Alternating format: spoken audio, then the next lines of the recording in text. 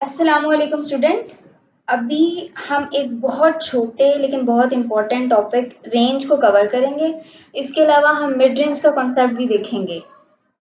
तो आपने बहुत ध्यान से लेक्चर सुनना है। मैंने इससे पहले भी नेट के जो भी लेक्चर अपलोड किए हैं, रेशियो प्रोपोर्शन है, मीडियन है, मोड है, वो नेट के लिहाज से बहुत इंपॉर्टेंट टॉपिक्स हैं क्वांटिटेटिव के पोर्शन में। तो अगर आपने वो लेक्चर्स वो वीडियोस नहीं देखी हैं तो आप ज़रूर देखिएगा। मैं उनके लिंक भी इस वीडियो के डिस्क्रिप्शन में डाल दूँगी। और अभी इस चैनल पर बाकी भी हम जो भी टॉपिक्स को डिस्कस करेंगे वो क्वांटिटेटिव में बहुत इंपॉर्टेंट टॉपिक हैं। और हम एनालिटिकल का पोर्शन और इंग्लिश को भी डिस्कस करेंगे। Let's start. डेफिनेशन क्या है? The difference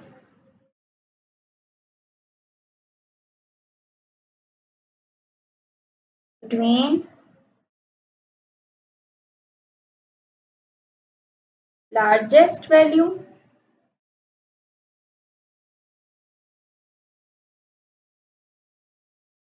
and smallest value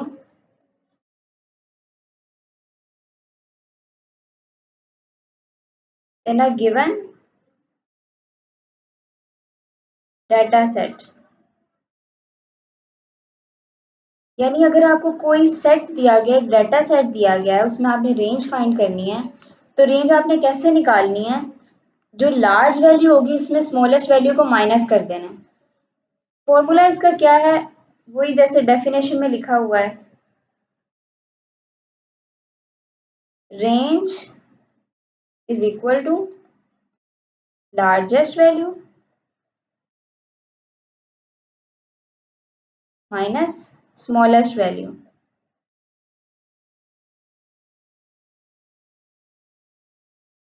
और हम इसे इस तरह से भी लिख सकते हैं, range is equal to L minus S, ताकि हम शॉर्टली इसको लिख सकें। तो आप ऐसे लिख दो। अब हम क्वेश्चंस के थ्रू इसको समझते हैं कि हमने इसे कैसे अप्लाई करना होता है, कैसे क्वेश्चंस को सॉल्व करना होता है।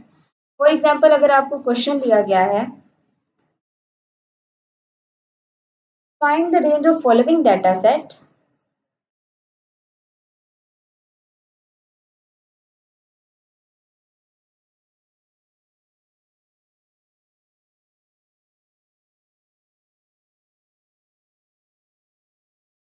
और डाटा सेट आपके पास है 13, 9, 2, 4, 1, 8, 7, 3 और 11।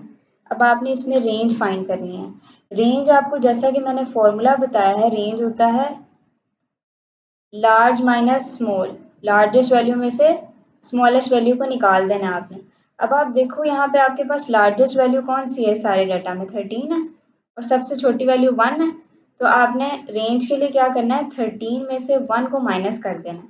इस तरह आपके पास जो आंसर आएगा वो आपके पास 12 आएगा, रेंज का आंसर। ठीक है, तो इस तरह से आपने इसे सॉल्व करना है। फॉर एग्जांपल, अगर आपको क्वेश्चन इस तरह से दिया गया है, क्वेश्चन आपके पास है कि आपको डाटा दिया गया है 11, 7, 14, 15, 19, 18, 43 और वो आपसे कहे कि आपने रेंज फाइंड करना है। तो अब आपने कैसे फाइंड करना है? जैसा कि मैंने आपको बताया है, आपने लार्ज वैल्यू में से स्मॉल को निकाल देना है। लार्ज वैल्यू कौन सी है? सबसे पहले हम वो देखेंगे। इसमें 43 है और सारे डाटा में सबसे छोटी वैल्यू कौन सी है? 7। तो 43 में से 7 को निकाल दो, तो आपके पास क्या आंसर आएगा? 36। इस तरह आपके पास जो रेंज का आंसर होगा वो हो जाएगा 36। अब हम एक क्वेश्चन करने वाले हैं, ये पास्ट पेपर का क्वेश्चन है, आपने ध्यान से सुनना है। The range of following data set. अब आपको इस तरह से वैल्यू दी गई थी, 2, 7, 9, 13, 2, 0, 3, -3, 7, 8 और अब आपने रेंज फाइंड करनी है कि रेंज क्या है इसके अंदर। ठीक है, अब जैसा कि मैंने आपको बताया, सबसे पहले इसका फॉर्मूला क्या है वो देखो। फॉर्मूला है आपके पास, लार्जेस्ट वैल्यू में से स्मॉलेस्ट वैल्यू को निकाल देना है, ठीक है। अब इसमें सबसे बड़ी वैल्यू कौन सी है, सबसे पहले तो उसको ढूंढना है। अच्छा ऑप्शन भी देख लेते हैं, आपको ऑप्शन दी गई थी उसमें 11, 13, सी ऑप्शन थी 14 और डी ऑप्शन थी 16। अब आपने सबसे पहले क्या करना था, लार्जेस्ट वैल्यू देखनी। जब जो भी लार्जेस्ट वैल्यू फाइंड कर रहे होंगे वो देखेंगे कि अच्छा 13 जो है वो आपके पास लार्जेस्ट वैल्यू है, ठीक है। और सबसे छोटी वैल्यू कौन सी है। अब गलती क्या करते हैं स्टूडेंट्स, जब मैं करवा भी रही होती हूँ वो जीरो को पिक करते हैं कि जीरो सबसे छोटी है इसमें। अब जीरो सबसे छोटी नहीं है, -3 सबसे छोटी है। आपने जैसे कि नंबर लाइन पे देखा होगा, अगर जीरो आपके पास यहाँ पे है और इधर बड़ी वैल्यू है 1 है 2 है, वो जीरो से बड़ी है, जो छोटी वैल्यू है उनमें -1 -2 -3 आएगा। तो इस तरह आपके पास जो जीरो है उससे -3 जो है वो बड़ा है और -3 छोटा है, इसलिए सबसे छोटी वैल्यू -3 है। तो अब हम इसमें पुट करेंगे, लार्जेस्ट वैल्यू हमारे पास 13 है, स्मॉलेस्ट वैल्यू -3 है। तो इस तरह आपने इनको सेपरेट करने के लिए ब्रैकेट में लिख दिया ताकि हमारे कोई भी गलती के चांसेस ना हो।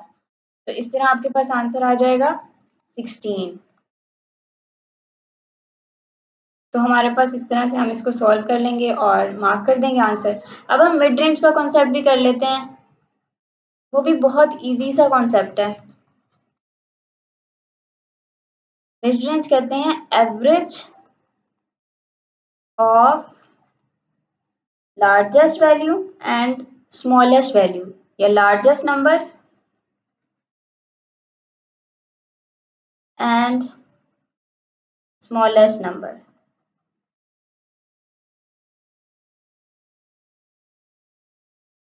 ठीक है।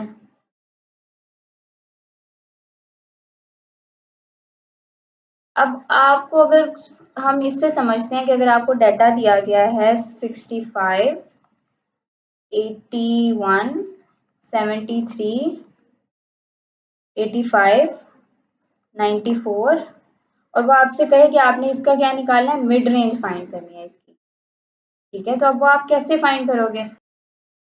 अब आपने इसको देखो, एवरेज फाइंड करनी है आपने स्मॉलेस्ट और लार्जेस्ट नंबर की। अब एवरेज मैंने आपको पहले भी एक लेक्चर में बताया था, अभी के लिए आप सिर्फ फॉर्मूला देखो कि sum divide by number of terms को कहते हैं एवरेज। यानी आपको जो भी डाटा दिया गया होता है ना कि इसकी एवरेज फाइंड करें, आपने उनको सम करना होता है और जितनी नंबर ऑफ टर्म्स होती हैं उससे डिवाइड कर देना होता है। बाद में हम कंप्लीट टॉपिक डिस्कस करेंगे, तब तो हम थॉरली डिस्कस करेंगे ना कि कैसे सॉल्व करने होते हैं इसके क्वेश्चंस और कैसे नेट में इसके क्वेश्चंस आते हैं। ये भी बहुत इंपॉर्टेंट टॉपिक है। अभी के लिए आप सिर्फ इस चीज को देखो। अब अगर आपने एवरेज स्मॉलेस्ट और लार्जेस्ट नंबर की फाइंड करनी है ना, तो उसका फॉर्मूला क्या होगा, mid range is equal to largest, बल्कि यहाँ नहीं, मैं आपको साइड पे लिख देती हूँ ताकि आप इजीली देख सको। Mid range is equal to, अब आपने लार्ज वैल्यू और स्मॉलेस्ट वैल्यू को सम करना है क्योंकि उनकी एवरेज फाइंड करनी है, डिवाइड बाय 2 कर देना है क्योंकि नंबर ऑफ टर्म्स 2 हैं। तो ये आपके पास मिड रेंज का फॉर्मूला होता है, ठीक है। अब इसमें आप देखो लार्जेस्ट वैल्यू हमारे पास 94 है और स्मॉलेस्ट वैल्यू 65 है। तो अब इसको कैसे सॉल्व करेंगे हम, आपने 94 मिड रेंज के लिए आपने क्या करना है, 94 प्लस 65 कर देना है और डिवाइड बाय 2 कर देना है। जो भी आंसर आएगा वो मिड रेंज का आंसर आएगा। ऑलमोस्ट 79.5 इसका आंसर होगा, ठीक है। अब आप देखो, सपोज अगर हमें एक और प्रैक्टिस क्वेश्चन कर लेते हैं, अगर हमें इसकी मिड रेंज फाइंड करनी होती इस क्वेश्चन की, ठीक है, तो हम कैसे फाइंड करते। अब देखो आपको इधर लार्जेस्ट वैल्यू का भी पता है और स्मॉलेस्ट वैल्यू का भी पता है, तो मिड रेंज का क्या फॉर्मूला होता है, उसको अप्लाई करेंगे, large value plus small value क्योंकि एवरेज फाइंड करना है, तो 13 प्लस -3 और डिवाइड बाय 2 हो जाना था। इस तरह आपके पास इसका आंसर 10 डिवाइड बाय 2 और ये आपके पास 5 मिड रेंज का आंसर आ जाना था। इस तरह से आपने इन क्वेश्चंस को सॉल्व करना है। अब मिलते हैं नेक्स्ट वीडियो में, तब तक के लिए अल्लाह हाफिज़। चैनल को लाइक करें, सब्सक्राइब करें और अपने दोस्तों के साथ शेयर करें।